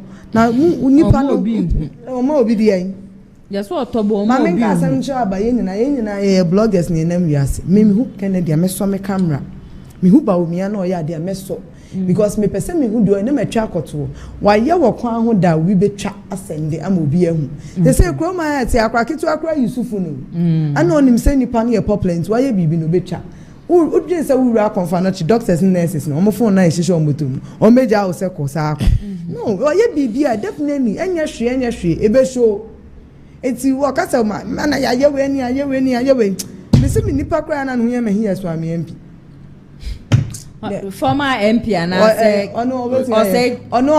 aka was say Gina Kobenya 0.1 or say chairman sabo yes Kobenya 0.1 oh former majority leader dian when so am 4 year hiti won so a now one thing omo two so bo no magazine it ono agasa no nim say okọ na okasa opa nanim begu ase it's no share that resign enye papa de na we decide so obeji Ghana amba Ghana adane Ghana needs to change also importation also ye share lot abrafo ni nyaska we hu ye kro mu Chinese for two steak en yagu munam na ye ko two steak free China na kra manches free Indonesia adan e kra gold wo bauxite timber cocoa diamond ni already it's sad it's really sad okay Albert share a lot of people are saying Kennedy sorry I was see we be ejuma juma ni bi wo honom kra bi nye ejuma ene ade bi wo honom nso kra wontia we kese no ye ni ade na say ye ka say obi a we bi ejuma na wo se ye ma ne be mampani de ene ye tubi ba ni abod despite mu nyina din sen ye ma sankrofo no so akwanya ma wo mo mampani because wo so bi ejuma respond be na ade be ma those kind of people who make statements like this obi adwuma no mu do mu fo mani hu so mu do mani hu e ti yanom okọ fruit land juice hu say ye akompre kondia say even anu ya ne company obi platinum plastic say hu say ne dia enu nani ni trimu but so okọ factory honom no enu hu kwan a India ni no fa so etuiti Ghana fo no eno no a confronting no eno so person oto ne company Satama water no say we kesi no 200 sisi wa page mu 1000 uso umi adwuma na sa plastic yi o de me fan say me na me wo yire wo mafo a wa employ ni pase okay any person na wa employ home it's name be one wanya candidate the whole Africa the biggest school store e wa Africa uso umi adwuma na adwuma be na pese obi kwa tebubu amantene starch factory ye call primaries 2023 ya olusu yi okovotari nse on mo wini e no promise o mo se mo mebie factory wa ko hwe ne ethanol factory we okay wa ye o ma start your production e koso wo candidate adwuma be no why the last time e ba na nipa ba kwa na ba be communicate Dr. Ngrofo ni bi say me candidate no na adwuma na wo bi ye no din fa so digu no bodu na ngonye den be bi adwuma mitua wo candidate mo ba mo ni interoperability no wa mo dwetere wo me mi sika na mde kwa akoye adwuma edigana fo no ya gina tumu dada okay sa pose ya na o kan wansam omo boa omo kan se de be ya delegate be hu se o wa de ne kra no nipa do sei ene se ye ahanti ensi o ma ye settings debi enya no kre papa ba ko ya na me boni din ya empese be kan eye ono akwaji sika ne ga wo pese ye to abama wo na be ye man panyini wanya akonya ba radio station more than 1 hour when timi aka wo policy ba akopempu. And yesterday was his worst interview ever. Papa na ma taking his abribia because enye ni pebi ne mafia ne party ni ma na baby ana okeka kono na ko bitimi abe yenkendini wo obi hu asem na wo odi aba bisi wo engineer KennedyAgyapong asem na working okay because no that time 2015 2016 ba be to aba no na nye nipakuo bi na sheda ayo ma adwen say o free line we na benti because papa ne dey no already can pa because ye share former president go for no ye press secretary jumedia na wo ba na wanya akwanya wo be say wunua when any say o KennedyAgyapong obi bi enuma ko ni media industry enipa o employ wo abontin one thing I me penance and say o mo party ba wo ohun so ye ndis ni wo betimi ayade o ya obefa wadwuma ono ne candidate sata mo dun so baaye no ne wo MPs e wo northern region but na doctors e the touch lights and the operation okokoto plant ema wo you know and the MPs ni bi wa ha obi tina parliament more than 4 consecutive times okukuru 6 billion 600,000 Ghana cedis e the braille say first 6 unit classroom block e wo constitution and the wo buy wo sorry etian na mo nyina mo ni ya no o the MP or Ashanti region no infantimem then o buy confer not cancer machine at the whole of Ghana you 2 pay radio therapy anywhere e say 2 months ye nya MP amana yiska we yi ni $100,000 tuni ya wadi gold be ba na sis it's na bantama na your MP or constituency I say most of the time yes I nipa no yes I in constituency so last time we saw Dr. B because our machine your friend in radiotherapy I say you am the 2 cancer patients so it we saw doctor no in charge no say me ewura me hu na now they say man come MP o say ya ngwa he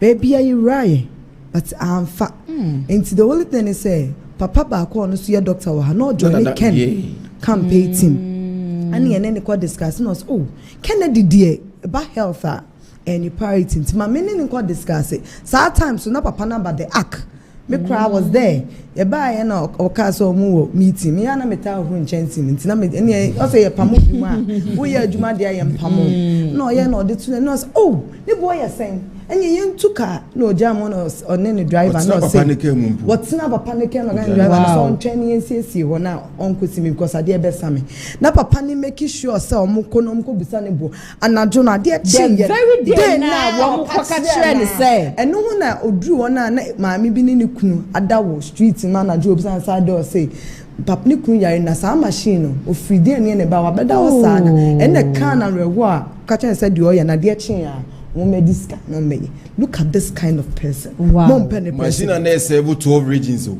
go for not 12 regions mom pen that kind of person MPs more than 40 Ashanti region I say for so central region onya Asante one by ebe to cancer machine radiotherapy machine movie na ma be gina ho je muni ma ni say masi party office gigi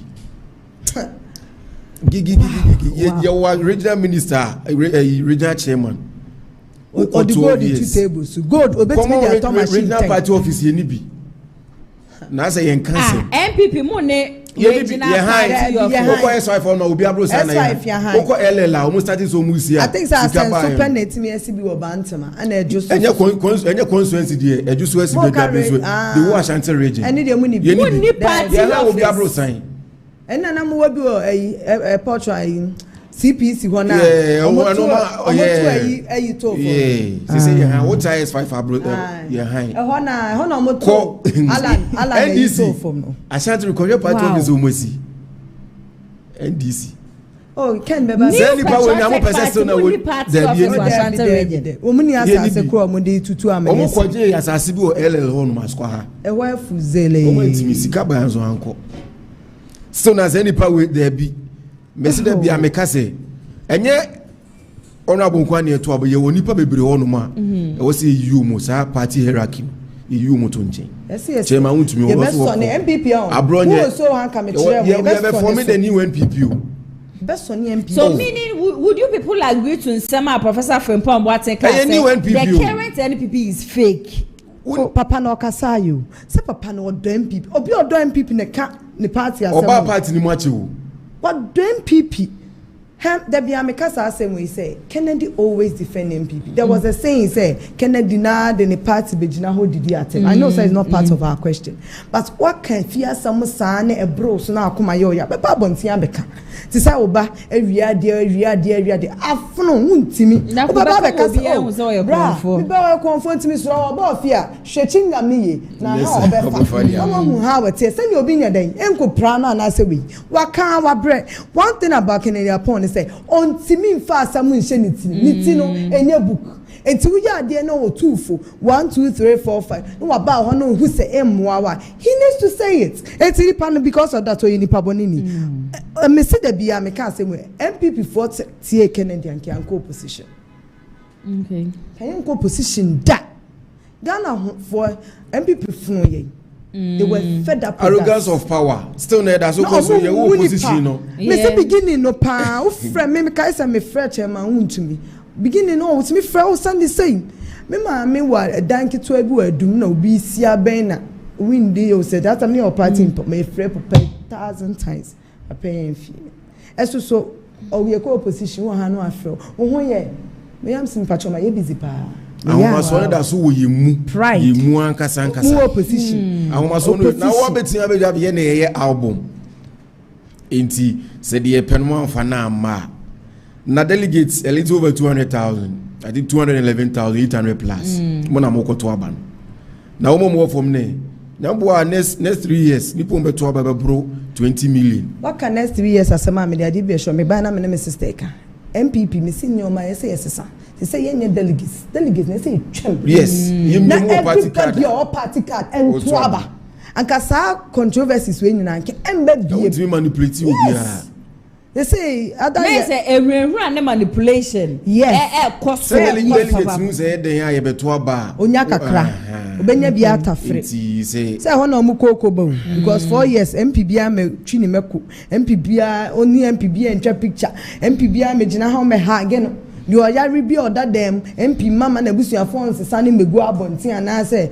presidential candidate ma emem say oh we yare da them it do that time ne dia omukoko de sorry but say MPP so be service in the cabinet they need to dissolve it because the other political party no mujaye no I think say abu omo save a lot of money. So yempeni form nim say Kumasi online den ko 40 yempeni phone after this Saturday or compare ku winia ya ni MPP say no mpeni phone ya ba be count we should sit down and reform MPP eya ye too much delegates for no e be so hard adwene. I'm not saying we love the delegates a lot but muton yedie anyway emo be or your wrong person because omodi bibi good so no wa we pene so kotoma wrong person no e na am abada so tena na obi betina on mo shebo say obe make sure say sika bi aba ebe ba form abedu police station ye be mamu loans ye be mamu we na sa wo ne die candidate na nkasa ba unya kwanya mbisa question we were in power for 8 good years delegate who be a data one number you do case be out testing the message we it went me my delegate no loan bia me say we delegate obeto aba no binyambo ameme nde ye be ya ma omuhu say me call ye no de Ghana for see yipini emu obi ehunu na me madachi because ye hu bi de yes ye hu bi da obetan ba nwa no so 80 ye den na wutimi ye de mai want me anya she say the we say kono in the next 5 decades ye won Showdown konko gina wo eme campaign enga say we are the best economy in the world do there be ye chesa de na free honum adwuma obeye because NDC buy inflation above from 25 as I say above drew price dollar dollar from 14 year by be 3 months am here to aban yeah man do 14.5 you say about 10.95 by still na say ho che Ghana ho che de bi wa ya ho che dollar above from best na ya it was Ghana for me who say sa economy no ya adwen sesa Okay. Ye here obi a also oba mi bi adwuma. Action. Wo ye adwuma yitua wo ka. Enema ne board ekura betimi ato. But the pepe no who social media no so amount for can and another about card ye chase say the tisika so comedy no Kennedy so said the work kasani then the chase Kennedy ba one disappointed people mostly say it the first 3 years no na enema mu gu kakra yeah but unum ade ha na do aban mo de omo ben was nepotism friends and family okay untimi nkada na Kennedy no hunipa ben Nitie ya every pebet so say akompre kwa be the president ne aka chenze won fa ne ba boy imra meye minister Debi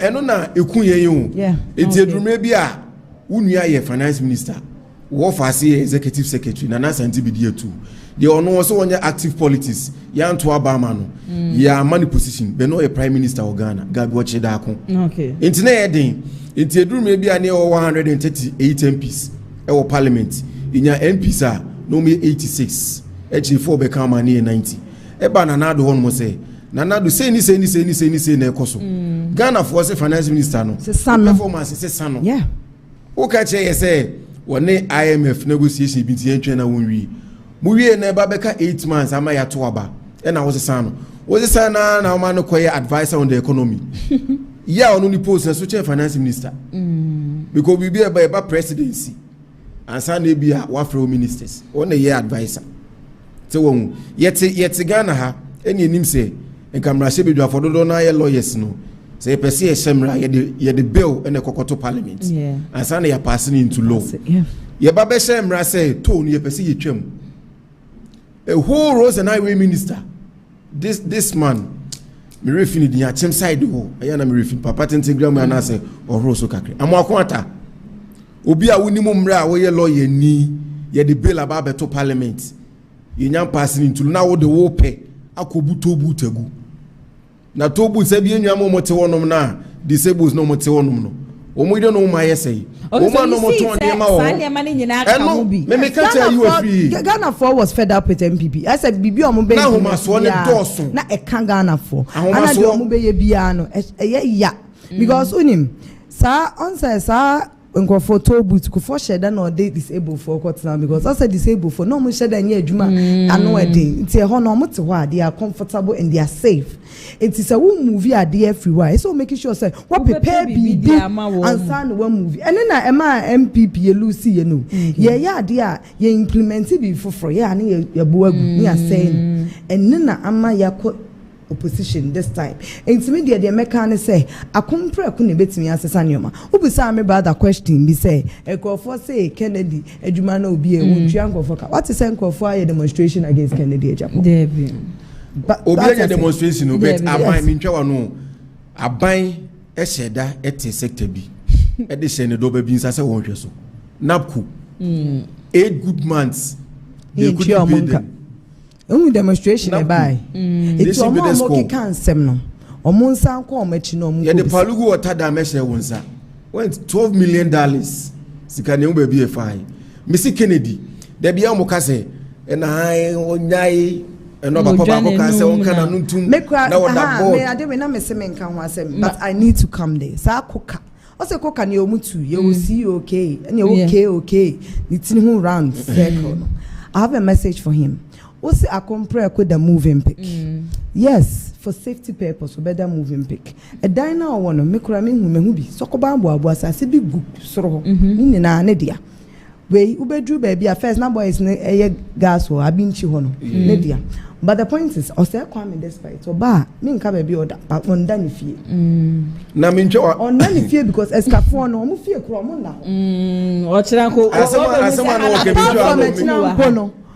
Omo fie timi yemma won hwa bedu omo fie owura be ho beka se ya hyada ne aso nipa bebu ho minchi pin kakra asem na wo ka no na ehodi water bia me ya na menim se enipa ba ko no campaign team no aya no mo ba show so na so mo interview musuade akra be na enim se akompre ko Japan ne dan do so Ghana go to banners unu say wona ene dia e da so ene dia from banners to +2 banners na obedi wo ti one day go buy na woman no ye aduane na ama e no ye no nya na ba no free bisa ne say be asem beto aduane bet wo ama na ma me ne say papa na me ye aduane wo na saase so wo tu was oh be ma dia yeah boy na ye ne dia but na if you run ana na opamo boy no e wo onu abo anim na boy no so ye pempe college, you're a very very humble boy. Okay. It's your opam no na den no ye so se da ha na me ye aduane na ma me hu se nkrofo tono na o si me ntum free. Cause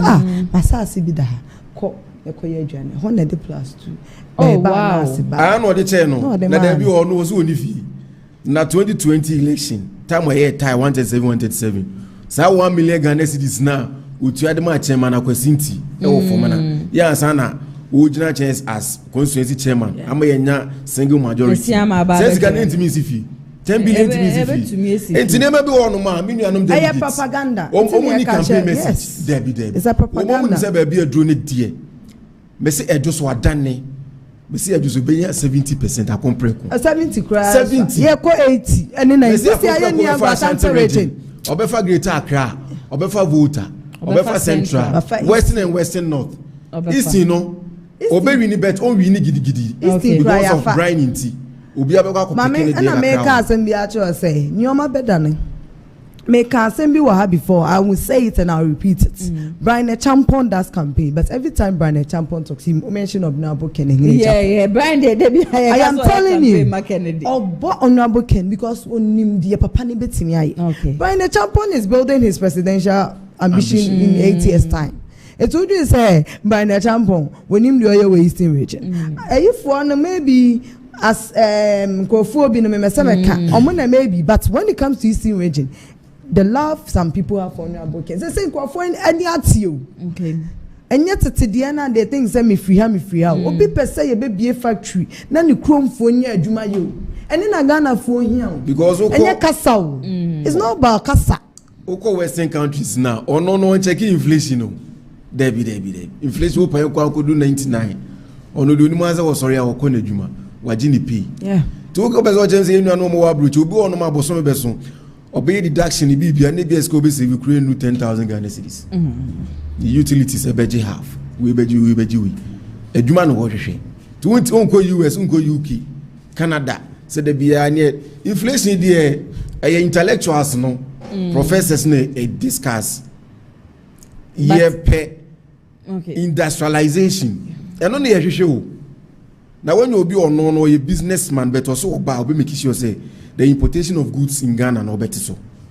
Any proposal near Dimpa. Woman would yet you be kind of company back. Say, me and on to Abaman. It didn't Nipa for no Omaka compre. Omaka company back. Brian, the Okaba, Brian, the say that man in the next 8-12 years.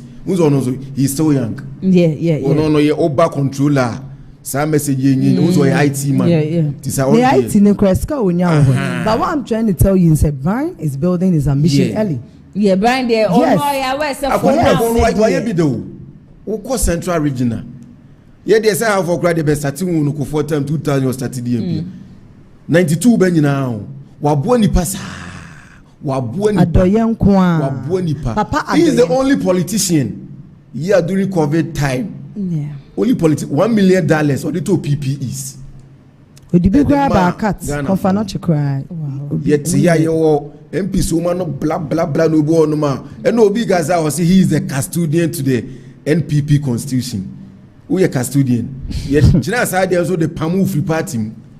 Went to me Ankasa. Yeah, the Pamu. Number way, obey a press secretary. Sikaba and Wenya.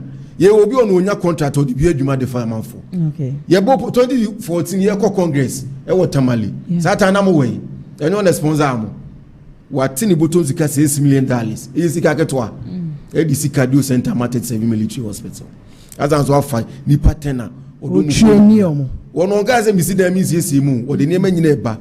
Nipa Ten or Sanku Trinumu India. And on a Magana phone to say, oh dear, unam TikTok, unam Facebook, baby, all the social media. Oh, yeah, almost a cry, we so love him. Yeah, let's can be Ken. Dear Chum, there's a chum. Yes, Chris or Chia, best in Penny for so sorry. Bromo, as still, you see, yes, Banano. Okay, Emraneko, Sandy, let me ask this. How prepared is KennedyAgyapong KennedyAgyapong team? Ballot papers, bambo, how vigilant are you people? Akabe 7 minutes now. Sorry, so wrap it up for me. How prepared are you people? Sir, what's the penny for the kind? As I've been in social media. Yeah. This time, you have to say no, my 0-0 no. Okay. We are not playing in this time. Okay. BBI is on point. Security is on point. IT is on point. Safety of your people. Police station. Police and a grassroots for any police station. Grassroots for cross safety is important to us because grassroots be tuna abana yetu. Okay. Into safety is very, very important. Into this time, all the regions, everywhere in Ghana, Ken is ready. Okay. Into yen diagro. Okay. Ubo two money yeshim. Hey, sister, yan bro. Obi framo kura mu ntwamani. Say no, there are lots of networks is about. Nyoma shisha ya so nyoma shisha ya yedi be ye adwuma. Wow. Into we are there, accurate IT is there. Just say let's say we are ready for this election on Saturday. We are and ready. You are hoping, say. Oh, winning there. Yeah, party. Yeah, bet Chile so you bet any bear 1 week. Yeah, okay. Because we are the winning team. Okay. Yes. Albert, final word. Delegates they say your social media namjum it's a public transport in the amount for worker. The only candidate opposition party in the crisis and more than a bar on only a better abani diamond. To the MS Rene say, ye koto abani die, ye can decide to say a compare kuni better abani. But polling station agents near the moko honum. The part was 7 hours near the better about from an past 7 to area 2 o'clock in the day. And for we peace and shawason. Okay. Ubenya crowd phone men so data because say ye who be obi never catch a phone say or number. Mesro ben easy nipa na water paper ballot paper no. Police station agents no. We make sure say ballot box no. Men ben no bet for any share. Obi beti bibi afri ni botum. Edi atum. Because that's the only means how we betim dey win election. Okay. Because grounds nyama wo. Okay. Grounds nyama wo say because our compare ko ba no ma besinati. We say grounds nye.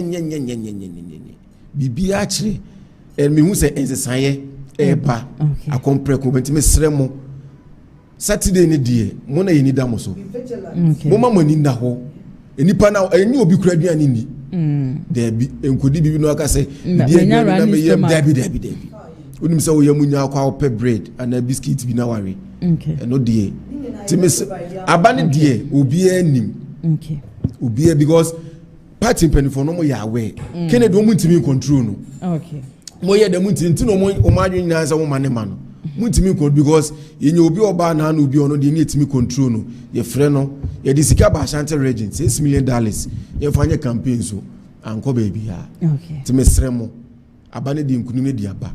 Obi MP no nkoto na ba bum. Delegate obi ntimi yudi free abom. Okay. Obi ani ho. Okay. Na meme wo joso na wo free afidjasa so kore ne ba na lawyer kwabra bo atene ni emre. Okay. Wo free afidjasa ba be me ma bom di ama me. Debi. Region minister wontimi. Ena so okoto aba no. Na obi se wan to ama no tie yudi a. Ghana for kura nim say they no mo pe na akoye na party mpinifo. Ena ampani. Tie se pese e better opposition 8 years and answer 12 years. To delegate me pa machewo. Besremo. Now no 2023 Ghana for mo to aba they said the same thing to us but we listen to them not. And a ya so brachi na there be and ho anwani enipa na ye say na ya adwene say ofi north inti obatwe votes aba wentimi. Okay.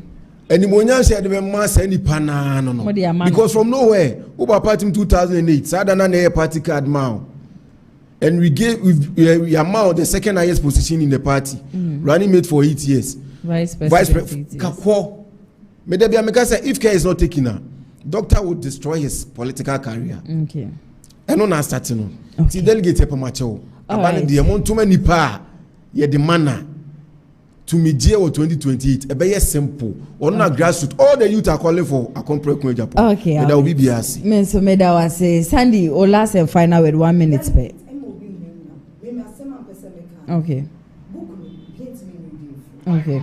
the point is say ese ohun say wotuma Kennedy no ba ye be ma wadwuma ene na ese wo kwoto aba na wo ma wodwene hu wo madache da bia me kan me wo ma miense hu ti me dwene me madache hu obi hu na hu say anajo no party chairman or coordinator or from now ese ohun say ye opposition ese ye back to be the party in power until you know madache hu and vote soro number 1 toma akom Preko Ejapong na dachi no wanya bibi wo ho. Okay, Sandy Ken, what's it Omra nene dey?